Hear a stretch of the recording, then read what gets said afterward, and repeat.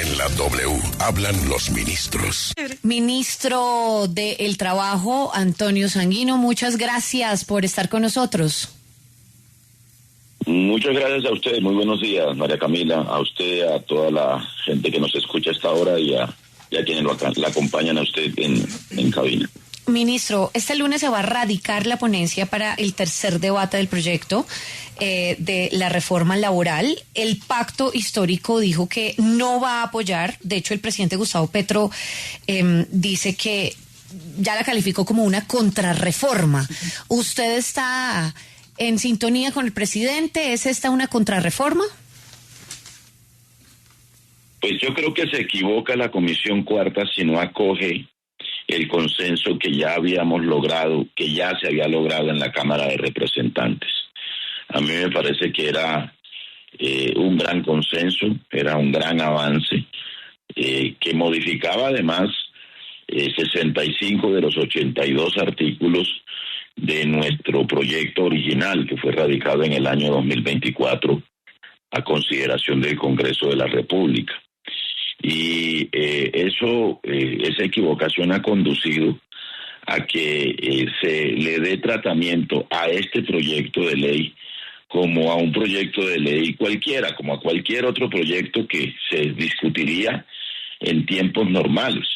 Y digo que es una equivocación porque habida cuenta las circunstancias políticas en las que se encuentra la reforma laboral, después de su hundimiento en la Comisión Séptima, después de la apelación, después de la votación de la apelación, después de que nosotros hayamos anunciado una consulta popular, bien hubiera podido la Comisión Séptima acoger lo que ya venía de Cámara y terminarle de dar el trámite correspondiente hacia la plenaria del Senado.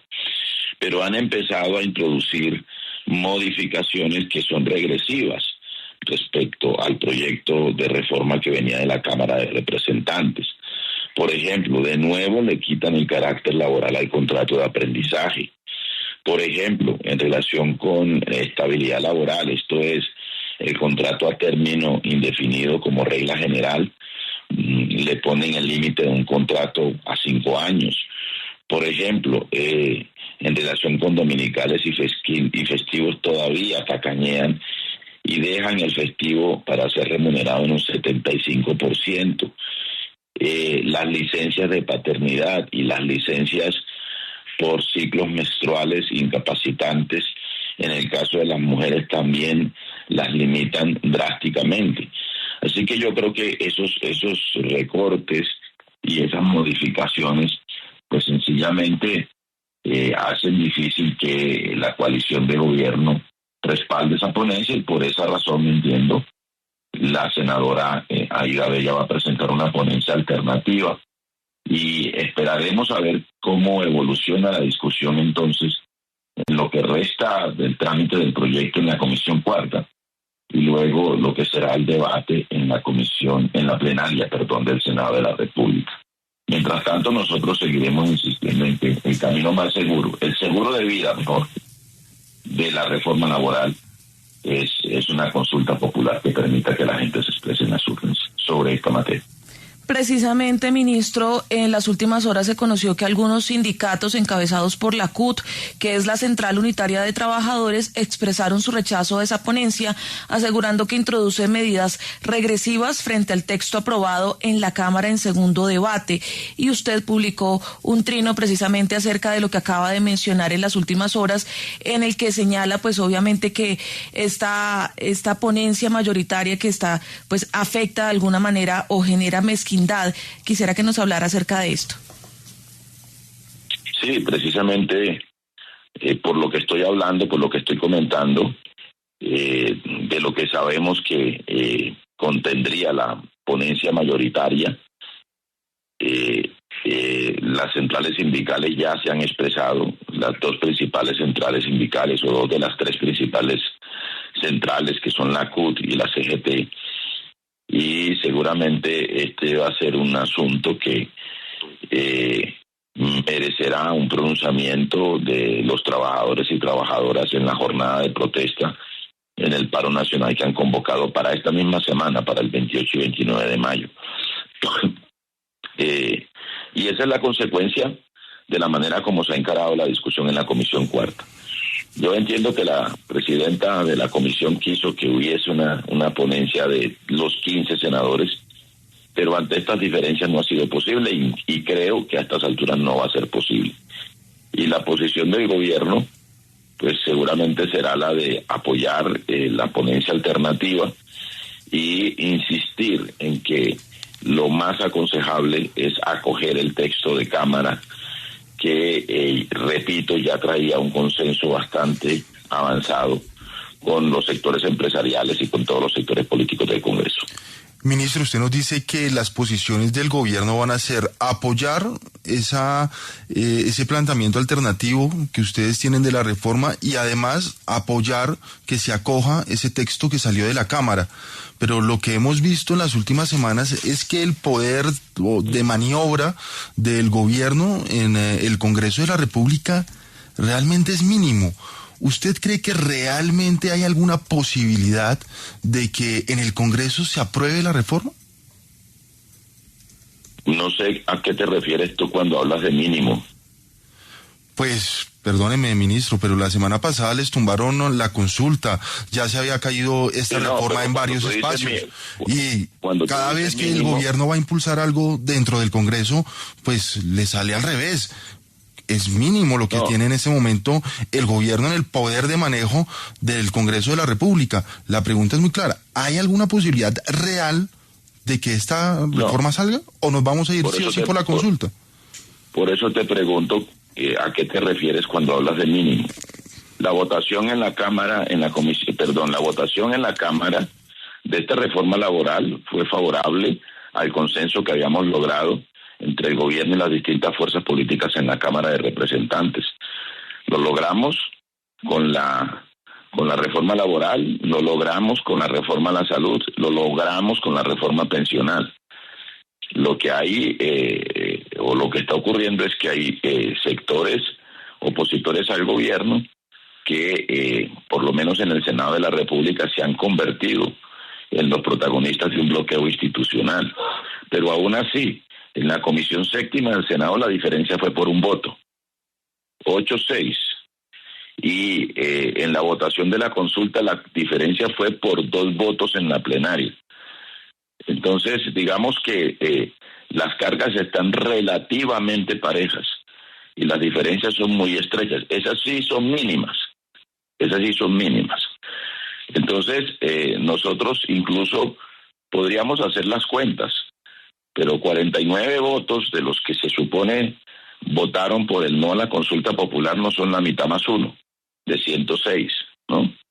O sea que hubo gente que no votó y no quiso votar no, pues porque están de acuerdo o total o parcialmente con el gobierno. Así que el debate está abierto en el Congreso. Y particularmente en el Senado de la República, y nosotros por eso concurrimos al debate. Sí, ¿qué puntos considera usted, ministro, que sí o sí deben ir en la reforma laboral y qué son las líneas rojas del pacto histórico en la reforma que se está haciendo actualmente? Pues nosotros hemos planteado 12 preguntas. Digamos que ese sería un límite o una suerte de líneas rojas respecto a la reforma laboral. Pero incluso hemos planteado, en aras de un acuerdo y en aras de persuadir al Senado de la República en la resurrección de esta reforma, que se acogiera el texto de Cámara, es lo que hemos dicho, ¿no?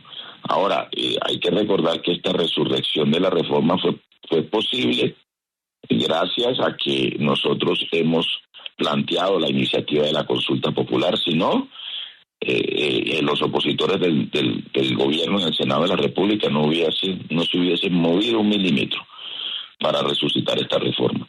Pero esta oportunidad se puede perder si no acogemos un consenso que deje satisfecho a los trabajadores de Colombia.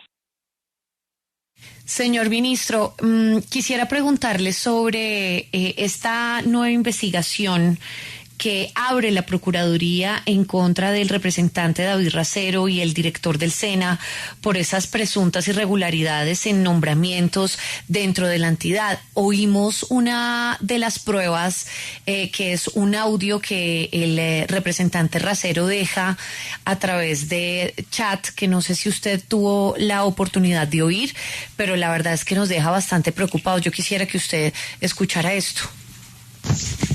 Y en el computador principal están las hojas de vida. Hay una que tiene manipulación de alimentos, podríamos llamarla a ella. Si Viviana dice que no, podríamos llamarla a la otra. El pago es de 1 millón mensual, no tiene prestaciones, no tiene nada, 1 millón, y si toca decirle que es tiempo completo. 7 de la mañana, 8 de la noche, ellos saben. Sí, pero toca decirle un día de descanso a la semana. Ellos sí tienen un día de descanso, que nos toca después ver cómo lo cubrimos y ya. Pues ojalá que pueda ir hoy, sí, para empezar a capacitarse. Sí, y empezar. básicamente habla de ese cargo que es además de 1 millón de pesos, de 7 de la mañana a 8 de la noche, con un solo día de descanso, en fin. Poco paradójico en medio de todo esto. ¿Qué opina sobre este audio de este representante del Pacto Histórico del Gobierno Nacional? ¿Pero esto es lo que está investigando la Procuraduría? Sí, señor. ¿Este También. asunto? No, yo sobre investigaciones que están en manos de la justicia o de los órganos de control, pues prefiero no pronunciarme, y me parece que Entiendo. en mi caso lo que procede es esperar que esas investigaciones se adelanten y arrojen las conclusiones que correspondan, ¿no? Claro, digamos. Ahora en relación con estos asuntos laborales que tienen que ver con las condiciones laborales de los trabajadores en Colombia, pues está clara cuál es la posición del gobierno y cuál ha sido nuestra posición. Precisamente por eso presentamos una reforma laboral que permita corregir este tipo de asuntos, que permita superar esta suerte de precarización laboral que hace presencia en el mundo del trabajo, y no solo en el sector privado, también en el sector público. Ministro, pero ¿no cree que hay una situación de precarización laboral que viene desde los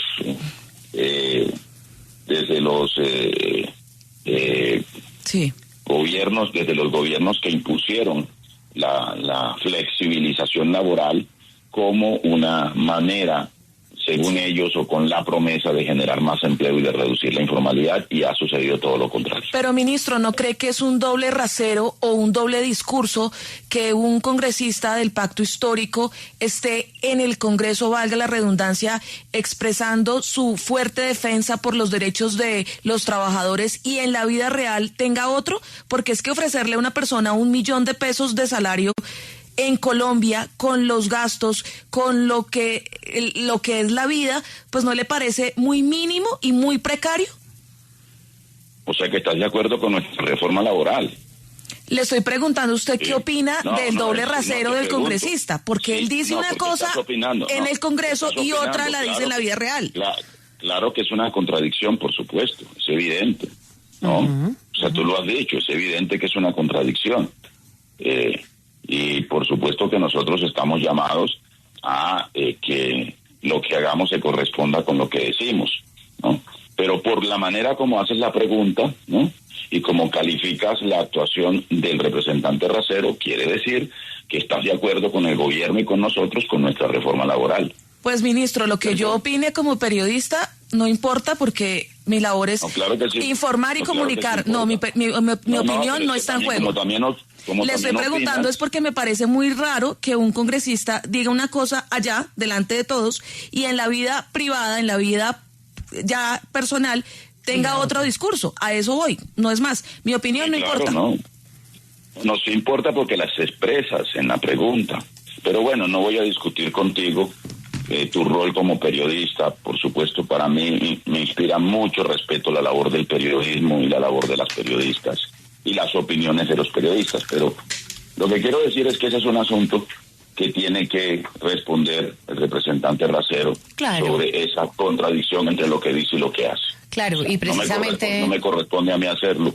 Él tendrá que dar cuenta de este tipo de... Total. Sí. Hemos estado tratando, de hecho, con la periodista Jenny Angarita, con todos hemos tratado de localizarlo, pero no ha sido posible. Pero sí nos parece, pues, ministro, que queríamos saber qué opinión le merecía esto que simplemente dijo el representante de ese cargo, ¿no? 1 millón de pesos mensual sin prestaciones, de 7 de la mañana a 8 de la noche. Imagínese eso, ministro. De eso está lleno el mundo empresarial colombiano. Sí, ministro. De eso está lleno. Y eso es lo que queremos superar con la reforma laboral. Ministro, y en esa línea... Por eso insistimos. Contrato a término indefinido, ¿no? Como regla general. Por eso insistimos en que trabajadores como los de las plataformas de reparto tengan un contrato acordado entre empleador y empleado con prestaciones sociales. Por eso insistimos en el contrato agropecuario para los campesinos y los trabajadores rurales en donde hay una informalidad del 83%. Por eso nuestra reforma laboral. Ahora, incoherencias en lo personal de personas que defienden esto y hacen lo otro o hacen todo lo contrario, pues eso sí tienen que dar cuenta, sobre todo si son personas que actúan en la vida pública. Sí, ministro, pero en esa línea, ¿eso significa que ustedes van a tomar esta empresa que es un Fruver, que hace parte de la familia del representante Racero, y el Ministerio del Trabajo le va a abrir una investigación para ver en qué condiciones están todos los trabajadores de esta compañía? Pues nosotros tenemos funciones de inspección, vigilancia y control, ¿no? Y tendríamos que examinar desde el Ministerio estas circunstancias, observar si corresponden a la actual legislación, que precisamente es la que queremos reformar con la reforma laboral o no. Hasta ahora en el Ministerio no ha habido, digamos, una queja formal sobre el asunto, pero seguramente vamos desde el Ministerio a examinar esas circunstancias. Perfecto, señor ministro, pues muchísimas gracias. Recordemos que este audio que acabamos de poner pues hace parte de algunas pruebas, revelaciones, grabaciones que adjunta el periodista Daniel Coronel en su columna de hoy en Los Danieles, que se llama Falso Racero. Muchas gracias, ministro, por haber estado con nosotros hoy en W Fin de Semana. Y muchas gracias por respaldar nuestra reforma laboral, María Camila.